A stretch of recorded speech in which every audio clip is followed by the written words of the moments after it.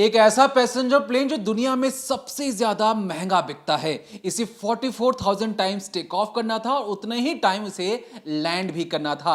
लेकिन अचानक से जब ये क्रैश होता है और अपने 15 साल के इतिहास में जब ये प्लेन पहली बार क्रैश हुआ, वो भी इंडिया में अहमदाबाद में, तो सवाल उठाना तो बनता ही है, क्योंकि इस प्लेन का नाम है बोइंग 787 ड्रीम लाइनर, जिसके नाम में ही ड्रीम है और इसे कहा जाता है सपनों का प्लेन। ये बहुत ही बड़ा प्लेन है और लगभग जो इसकी कीमत है वो 2100 करोड़ का ये जो प्लेन है, बहुत ही महंगा, बहुत ही लैविश और बहुत ही लग्जरियस प्लेन है। और इसे एक जगह से दूसरी जगह जो लंबी दूरी की जो यात्रा होती है उसके लिए इस्तेमाल किया जाता है। लेकिन इस प्लेन की जब से क्रैश हुआ है तब से बोइंग के शेयर टूटने लगे हैं और सवाल उठना शुरू हो चुका है कि 15 साल के इतिहास में इस प्लेन में ऐसी क्या गड़बड़ी हुई कि अचानक से ये प्लेन जमींदोज हो जाता है। क्योंकि जब हम इसके बारे में पढ़ रहे थे, पड़ताल कर रहे थे, तो हमें पता लगा कि एक इंजीनियर ने खुले आम आकर बोइंग कंपनी को चैलेंज देते हुए कहा था कि इस प्लेन में कई सारी खामियां हैं। वही प्लेन 787 ड्रीम लाइनर जैसी प्लेन में बहुत सारी खामियां हैं, बीच हवा में क्रैश हो सकता है। और तब इसने सवाल उठाया तो अचानक से उस इंजीनियर की रहस्यमयी तरीके से मौत हो जाती। किसने मारा, कैसे मरा, कोई पता नहीं, ना कोई सबूत मिल पाया। उस इंजीनियर की मौत के पीछे की जो असली कहानी है आज तक किसी को ना समझ में आई। सिर्फ और सिर्फ जब उसने आवाज उठाया उसके कुछ दिनों बाद जब उसकी जो मौत होती है, हर किसी को अचंभित कर रही थी। लेकिन उस इंजीनियर ने बहुत सारी ऐसी खामियां, बहुत सारी ऐसी गलतियां उजागर की थी बोइंग 787 ड्रीम लाइनर में, जहां पर उसने इस तरीके की चीजें बताई थी जिसे सुनकर आपको डर भी लगेगा। और कहीं ना कहीं जब से वो आवाज आई थी और आज जो क्रैश हुआ है उसमें कहीं ना कहीं बहुत सारी चीजें ऐसी हैं जिसे आपको सुनना और समझना चाहिए कि असल में बोइंग कंपनी में इस प्लेन के अंदर आखिर दिक्कत क्या क्या चीजें हैं। तो ये जो बोइंग 787 ड्रीम लाइनर है, जैसा कि दीपक ने बताया कि जो इसकी अवधि चक्र है वो करीब 44,000 की ये उड़ान अभी कर सकता है और इससे लगभग 11.5 साल पुराना ही ये प्लेन था और इसने जो उड़ान की थी वो सिर्फ 7,000 की थी। अभी इसके पास जो टाइम था वो 30 से 50 साल का और था। लेकिन इसके बावजूद इस प्लेन में कई सारी ऐसी खामियां हैं जो कई पहले से चली आ रही हैं, जिसके लिए इस पर 3 महीने का बैन भी लगा था और उसके बाद इस तरह से एक हादसा हो जाता है। अब इस हादसे की अगर मैं आपको 2 तस्वीरें दिखाऊं तो तस्वीर देखिए, यहाँ पर आपको जो प्लेन दिख रहा है ना, किस तरीके से उसका जो पिछला हिस्सा है एक बिल्डिंग में धंसा हुआ है। और इसके बाद दूसरी तस्वीर देखिए, यहाँ पर आपको एक मेस जैसा लग रहा है कि जो बच्चे हैं, जो स्टूडेंट हैं, वहाँ बैठकर खाना खाते हैं और आपको दिख रहा होगा टेबल्स हैं, चेयर वगैरह पड़ी हुई हैं, यहाँ पर बच्चे खाना खा रहे होंगे। और उस वक्त आकर जो प्लेन है उसका जो पिछला हिस्सा होता है बुरी तरीके से इस बिल्डिंग में धंस जाता है। तो सोचिए जो हादसा है वो कितना ज़्यादा भयावह है, कितना ज़्यादा हृदय विदारक है कि जो प्लेन में मौजूद थे उनकी क्षति तो हुई ही हुई, साथ में जो लोग और मौजूद थे, जहां पर जाकर ये जो प्लेन है वो छिटक कर गिरता है, जहां पर आग का गोला गिरता है, वहां भी लोगों को कितनी हानि हुई होगी। तो दरअसल जो बोइंग 787 है 2009 में इसकी शुरुआत होती है और 2011 में इसे ANA को डिलीवर किया जाता है। इसके बाद जैसा दीपक ने शुरुआत में बोला कि 15 साल का इसका इतिहास रहा है कि ये जो प्लेन है ये अब पहली बार इसका क्रैश हुआ है। लेकिन इस पर आरोप पहले भी कई बार लगे हैं। हर बार ये कहा गया कि जो प्लेन है ये हवा में जाके टूट सकता है, इसके जो पार्ट्स हैं वो ठीक से जुड़े नहीं हैं, इसके अंदर एक ऐसी गैस से भरी हुई एक बैटरी है जो कभी भी फट सकती है। कई तरीके के आरोप लगे, बहुत सारी चीज़ें लगी। लेकिन उसके अलावा बोइंग 767 को रिप्लेस करके एयर इंडिया ने बोइंग 787 लिया था। लेकिन जो विवाद है, जो कंट्रोवर्सी है इस प्लेन को लेके, अब आपको एक एक करके हम वो डिटेल में बताते हैं। दरअसल इसमें सबसे पहला जो विवाद है इसको लेकर वो ये है कि लिथियम जो इसकी आयरन बैटरी है वो फट गई थी। और कैसे फट गई थी? दरअसल एक प्लेन जो है वो उड़ान भर देता है, यानी टेक ऑफ कर देता है, और दूसरा प्लेन रनवे पर खड़ा होता है कि तभी जो बैटरी है दोनों ही प्लेन की फट जाती हैं। तब इस पर पहली बार आरोप लगा था।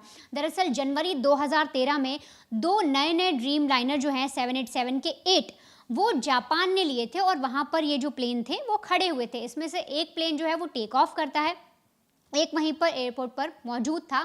तभी जो इनकी लिथियम आयन बैटरी होती है वो फट जाती है और प्लेन जो है उसमें आग लग जाती है। और उस वक्त जो प्लेन टेक ऑफ कर चुका था उसकी इमरजेंसी लैंडिंग कराई गई थी। इसके बाद जो एविएशन एडमिनिस्ट्रेशन होता है वो जब चेक करते हैं, सारा इन्वेस्टिगेशन करते हैं, तब जाकर बोइंग 787 पर 3 महीने का बैन लगाया जाता है। कहा जाता है कि जो प्लेन है ना किसी को दिया जाएगा, ना खरीदा जाएगा, ना इसके प्रोडक्ट्स जो भी हैं उस पर काम किया जाए, और तो और ये जो प्लेन है जिन जिन के पास चला भी गया है वो इसकी उड़ान नहीं करेंगे, यानी अपने पैसेंजर्स को बिठाकर इस प्लेन से अब उड़ान नहीं भरी जाएगी, इसे कोई भी पायलट नहीं चलाएगा। इसके अलावा दूसरा जो विवाद होता है, दूसरा जो आरोप लगता है बोइंग 787 पे, वो 2020 से 22 के बीच में लगता रहा और लगातार कंट्रोवर्सी चलती रही, लगातार आरोप लगते गए और कहा गया कि जो बोइंग 787 है इनके जो जोड़ हैं, यानी कि जो पार्ट्स बनाए गए, जो चीज़ें जोड़ी जाती हैं उनमें गैप हैं, वो ठीक तरीके से जुड़े नहीं हैं। इसकी वजह से जो बोइंग है उसके साथ कभी भी कोई भी दुर्घटना घट सकती है। और जब ये सारे आरोप लगाए गए, मैन्युफैक्चरिंग डिफेक्ट बताया गया कि जो भी बनकर आ रहे हैं, जो भी पार्ट्स बनकर आ रहे हैं वो ठीक से जुड़े नहीं हैं, एक साथ मजबूती के साथ टिके हुए नहीं हैं, और जिससे वो कभी भी कोई भी खतरा हो सकता है। और इसको लेकर जब एविएशन जो एडमिनिस्ट्रेशन होता है उन्होंने फिर से चेकिंग की, हर तरीके से पड़ताल की गई, इन्वेस्टिगेशन होती है, तो उन्होंने अपनी गलती मानी, यानी कि ड्रीमलाइनर बनाने वाली जो कंपनी है वो खुद मीडिया के सामने भी, पूरे समाज के सामने भी इस चीज़ को लेके माफ़ी मांगते हैं कि उन्होंने एक मैन्युफैक्चरिंग डिफेक्ट किया है और जो गैप्स हैं वो बहुत ज़्यादा हैं, जिसकी वजह से विमान टूट भी सकता है। इसके अलावा एक तीसरा कंट्रोवर्सी का ये हुई थी जिसे लेकर ये कहा गया था कि ये जो विमान है, क्योंकि इसमें गैप इतने ज़्यादा हैं, इतने ज़्यादा इसके खतरे हैं, तो ये कहा गया था कि हवा में बाई चांस अगर ये प्लेन उड़ रहा है तो वहाँ पर जो फोर्स होता है, जो हवा का इतना ज़्यादा जो एक फोर्स होता है, उसके ज़रिए भी ये जो विमान है ऊपर टूट सकता है। आप सोचिए अगर हवा में प्लेन उड़ रहा है और अचानक से वहाँ पर टूट जाए तो सोचिए कितना जो बड़ा है वो हादसा होगा। और इसे लेकर जो विसल ब्लोअर है उसने भी तमाम तरीके के दावे किए थे, जिसके बाद एक इंजीनियर की मौत भी हुई थी। आखिर वो क्या मिस्ट्री है, उस पर किस तरीके से जो एक कंपनी है पूरी तरीके से घिरती है, और उसके बाद फिर से जो 787 बोइंग है ये फिर से मार्केट में आता है, फिर लोग इसे खरीदते हैं और अब ये उड़ान भर रहा है। देखिए, ये जो वनिता ने आपको जो चीज़ें बताई, ये चीज़ें बहुत ही ज़्यादा अहम हो जाती हैं कि क्यों और किस तरीके से जो प्लेन है इसके ढांचे में इशू है। क्योंकि जब इसका ढांचा जो बनाया जाता है, जो तस्वीर आप देख रहे हैं अपनी स्क्रीन पर, ये जो ढांचा है ये अलग अलग पार्ट्स को लाकर एक जगह असेंबल किया जाता है। कुछ हिस्से चाइना में बनते हैं, कुछ हिस्से अमेरिका के अलग अलग जगहों पर बनते हैं, कुछ हिस्से इंग्लैंड में बनते हैं, और इन सारे पार्ट्स को लाकर बीच में फिर इसे जोड़ा जाता है, असेंबल किया जाता है, बजाय कि एक ही जो सिंगल पार्ट है जो कहा जाता है कि मजबूत होता है। अब ऐसा कौन कह रहा है? ऐसा हम नहीं कह रहे।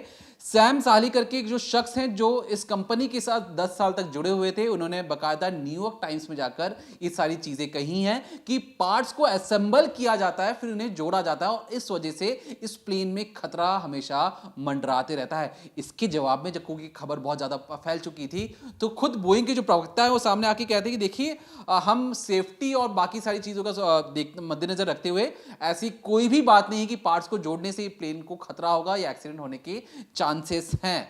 अब बोइंग ने तो अपनी बातें कह दी हैं, लेकिन हर किसी के मन में डर तो होता ही है कि देखिए पार्ट्स जोड़ रहे हैं तो कहीं ना कहीं कोई दिक्कत तो ना हो। लेकिन बोइंग ने सफाई देते हुए इसे सिरे से इनकार कर दिया कि देखिए सेफ्टी प्रोटोकॉल्स का ध्यान रखा जाता है। अब जब सेफ्टी प्रोटोकॉल्स का ध्यान रखा जाता है और जो इंफ्रास्ट्रक्चर है, मतलब कहने का मतलब सोचिए, ये अगर ये प्लेन है, ये प्लेन अगर एक ही लोहे पे बना हो तो उस इंजीनियर का कहना था कि अगर एक ही लोहे पे बना हो और इस पर ढांचा हम बनाए तो ज़्यादा सेफ रहेगा। लेकिन सोचिए कि इस फोन का एक हिस्सा अलग आए, इसका अलग आए, इसका अलग आए, और तीनों को जोड़ दिया जाए तब एक फोन बने, तो ऐसे फोन टूटने का खतरा ज्यादा रहता है। तो इस इंजीनियर का यही कहना था कि पार्ट्स को जोड़ने के बजाय हम एक ही मेन फ्रेम बनाएं, उस मेन फ्रेम में सारी चीजें फिट करते हुए चले जाएं। तो कहीं ना कहीं जो उन्होंने सवाल उठाया था उसके आगे की तस्दीक किस तरीके से होती है, ध्यान से सुनिए। बोइंग में काम करने वाले एक इंजीनियर और ऑफिसर्स ने बोइंग पर कई आरोप लगाए। उन्होंने कहा कि देखिए, बोइंग जो खास तौर पर ध्यान देता है कि हम अपने सेफ्टी और जो ईंधन है उसे किस तरीके से कम इस्तेमाल हो, और इसलिए अपने खर्चे को कम करने के लिए बोइंग बहुत अलग अलग टाइप के मटेरियल्स का यूज करता है। अब ऐसा हम नहीं करें, ऐसा एक इंजीनियर कह रहा है, और बकायदा जो नाम है उस इंजीनियर का है चूके जॉन बॉर्नेट। ये 2024 में ड्रीम लाइनर 787 की सेफ्टी को लेकर इन्होंने सवाल उठाए थे, क्योंकि पैसेंजर की सेफ्टी का ध्यान नहीं रखा जा रहा, बोइंग पैसे बचा रहा है, और इस वजह से जो पैसेंजर जो बैठते हैं बोइंग 787 में उनकी जान को खतरा हो सकता है। अब ये जो बात है, मार्च 2024 तक आते आते उनकी रहस्यमयी तरीके से मौत हो जाती है, और बहुत ही मिस्टीरियस तरीके से मौत होती है। किसने मारा, क्यों मारा, कोई जानकारी नहीं है, लेकिन इतनी बड़ी कंपनी में जब एलिगेशन लगा, जब उनकी फिर मौत होती है तो पूरी दुनिया में खबर छपना शुरू हो जाती है कि क्या बोइंग में सब कुछ ठीक ठाक है या नहीं है। दूसरी जो सबसे बड़ी चीज़ है जो कई बार खामियां पकड़ी भी गई हैं, वो है इंजन फेलियर। अक्सर जो 787 के जो इंजन लगे, तो आप सोचेंगे इंजन कहाँ होता है, तो जो आप देखते हैं जो पंखे के नीचे जो दो लगे हुए रहते हैं जो प्लेन की, वो मेन इंजन होते हैं। 2 इंजन लगे रहते हैं इसमें।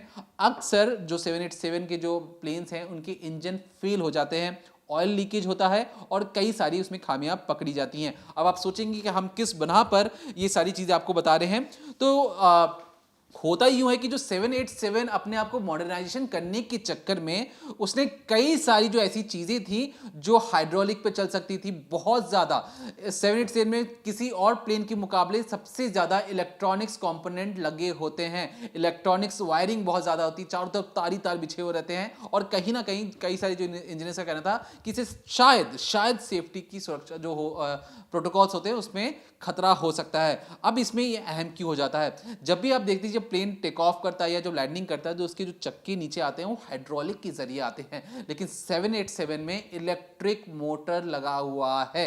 अब इसमें कोई दिक्कत नहीं है, लेकिन कहने का मतलब ये कि जो चीज़ हाइड्रोलिक से हो सकती थी उसके लिए बाकायदा वायरिंग और बाकी सारी चीज़ें की हैं। बोइंग बहुत बड़ी कंपनी है, हम उस पर टिप्पणी तो नहीं कर सकते, लेकिन जो चीज़ें छन छन की जो चीज़ें सामने आई हैं, जो एक्सपर्ट्स बताते हैं, हम आपके पास वही लेकर आ रहे हैं। अब बोइंग 787 में इस्तेमाल होता है जनरल इलेक्ट्रिक जेनेक्स करके और रॉयल रॉयस ट्रेंट। ये 1000 इंजन में कई बार तकनीकी खराबी आती है, जो मैं इंजन के बारे में बता रहा हूँ। जेनेक्स और रोल्स रॉयस, जो आप कार सुनते होंगे रोल्स रॉयस का, उसी के इंजन बोइंग में लगते हैं। आप सोचते होंगे कि वो कार ही बनाती है, लेकिन असली जो कंपनी जो बनाती है बोइंग के लिए इंजन, और ये इंजन इनमें लगे होते हैं। अब इसमें भी कई बार खराबी की दिक्कत आती है, जो भी देश इस को चलाता है वो बार बार इस चीज़ को लेकर कंप्लेन करता है। अब 2024 में क्या होता है, ध्यान से सुनिएगा। 787 में एक टेक्निकल हादसे की वजह से, खड़े प्लेन में हादसे की वजह से उसे टेक ऑफ करने से रोक दिया जाता है। पता क्या लगता है कि उसके हाइड्रोलिक ऑयल में लीक हुआ है और शायद इसलिए उसे रनवे पर ही रोकना पड़ गया। टेक ऑफ करने के लिए तैयार था, लेकिन अचानक से जो हाइड्रोलिक से वहां से तेल निकलना शुरू हो जाता है और इस वजह से उसे रोक दिया जाता है। अब कहीं ना कहीं जब इसके बारे में जब सवाल उठाया गया तो बोइंग अपनी जांच भी करता है, इन्वेस्टिगेशन करता है। उसने कई तरीके से बताया कि देखिए, क्योंकि जो पार्ट्स हैं कई जगह से आते हैं, हम उसे असेंबल करते हैं, कंपाइल करते हैं, फिर जोड़ते हैं, तो कहीं ना कहीं जो हमारे सप्लायर्स हैं उनके सप्लायर्स ने घटिया माल आया था और उस वजह से ये चीज़ें हुई हैं, पहली चीज़। दूसरी चीज़ उन्होंने ये कही कि ठीक तरीके से मेंटेनेंस नहीं किया गया। कहने का मतलब ये कि अगर आपके पास प्लेन आया है तो उसमें ऑयलिंग का, नट बोल्ट का, हर एक चीज़ का जो ध्यान रखने का जो काम है वो मेंटेनेंस टीम का होता है, और मेंटेनेंस टीम ने ठीक से काम नहीं किया, इस वजह से सारी तकनीकी चीज़ें आई हैं। उसके बाद एक तरीके से टेम्परेरीली 787 प्लेन को ग्राउंडेड भी कर दिया जाता है। अब इसके बाद जो चीज़ें हैं वो हर किसी के सामने आई हैं।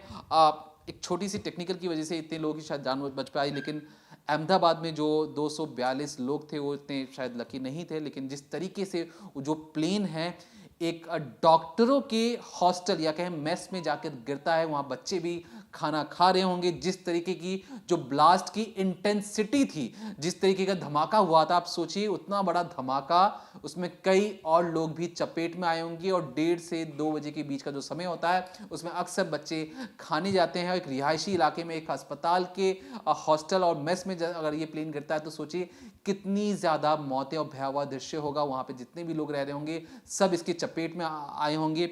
लेकिन फिलहाल हम ऑफिशियल जो डेटा है उसका इंतजार करें कि जो नंबर आंकड़े आएंगे हम आप तक बता पाएंगे। और इस पूरे प्लेन क्रैश के पीछे असली वजह जो है वो है छिपी है ब्लैक बॉक्स के अंदर। एक ऐसा बॉक्स होता है, एक ऐसा सिस्टम होता है जो अब कितना भी धमाके आ जाए उसमें बहुत 5000 डिग्री सेल्सियस की टेम्परेचर को झेलने की क्षमता होती है। प्लेन के पीछे वाले हिस्से में रखा जाता है और जो प्लेन का जो पीछे वाला हिस्सा है वो अभी भी इंटैक्ट है, उसे जला हुआ नहीं है, वो बिल्डिंग में धंसा पड़ा हुआ है।